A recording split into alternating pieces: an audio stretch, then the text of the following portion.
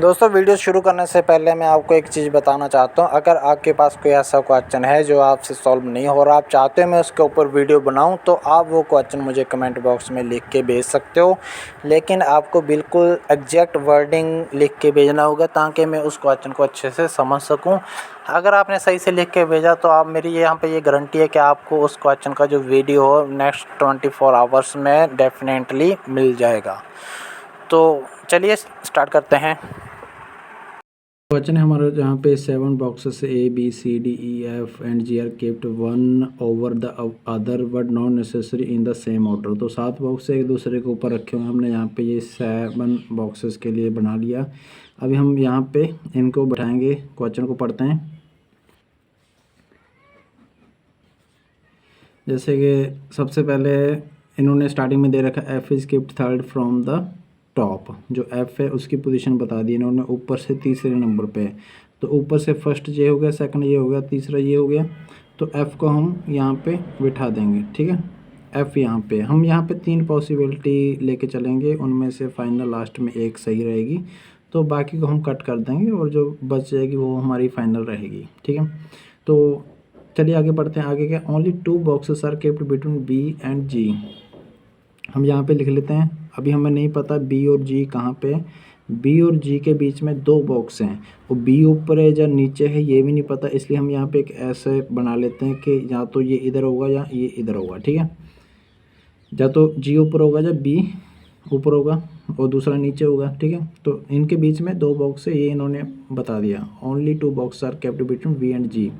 D is kept immediately above G। जो D है, अब यहाँ पे लिख लेते हैं, यहाँ पे जो D है वो इमीडिएटली G के ऊपर है, तो इनके बीच में कोई नहीं है, तो हमने यहाँ पे कोई एक नई लाइन खींचा है, ठीक है। सिंपल ऐसे बैठा दिए D जो B के ऊपर है। Only 3 box are kept between E and A। E और A के बीच में कितने 3 बॉक्स हैं, ठीक है। और यहाँ पे लिख लेते हैं हम E और A के बीच में 1 2 3 A। और इसमें भी हमें नहीं पता है कि कौन सा ऊपर है कौन सा नीचे है, तो A यहाँ पे हो सकता है, E यहाँ पे हो सकता है, कुछ भी हो सकता है, ठीक है। और नेक्स्ट के D is kept at one of the position above F। जो D है वो F के ऊपर है, मतलब D इधर है तो F के ऊपर है। D is kept at one of the position below F, sorry below F के नीचे। तो कहने का मतलब यहाँ पे ऊपर कहीं पे F है, उसके नीचे D है। तो देख सकते हैं हमने यहाँ पे F को यहाँ पे बैठाया, तो इसके नीचे D है और जहाँ पे D होगा उसी के नीचे G भी होगा, ठीक है। तो या तो यहाँ पे D और G यहाँ पे हो सकता है, या फिर इन दो में हो सकता है, या फिर इन दो में हो सकता है। तो यहाँ पे हमारे पास 3 पॉसिबिलिटी बन जाती है, हम तीनों लिख लेते हैं। या तो DG यहाँ पे होगा, या फिर DG यहाँ पे होगा, या फिर DG यहाँ पे होगा, ठीक है। F हम तीनों में लिख लेते हैं। F की पोजीशन फिक्स है, ऊपर से तीसरे नंबर पे है, और DG दोनों एक साथ हैं, जैसे कि इन्होंने बोला एक साथ है, इनके बीच में कोई बॉक्स नहीं है। और F के नीचे, तो इसलिए हमने यहाँ पे F के नीचे या तो यहाँ पे हो सकते हैं, ये यहाँ पे हो सकते हैं, या फिर यहाँ पे हो सकते हैं। 3 ही पॉसिबिलिटी बनती है, ठीक है। उसके बाद ये बोल रहे हैं E is not keeped at the top most position. जो E है वो सबसे ऊपर नहीं है, ठीक है।